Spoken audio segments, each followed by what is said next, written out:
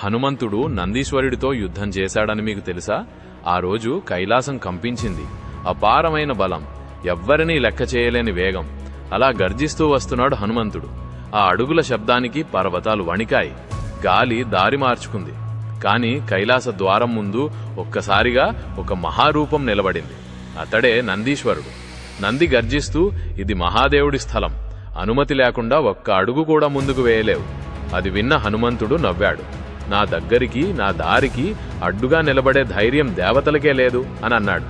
ఒక్క క్షణంలోనే ఇద్దరి మధ్య భీకర ఘర్షణ మొదలైంది. భూమి బద్దలైంది, ఆకాశం ఉరిమింది.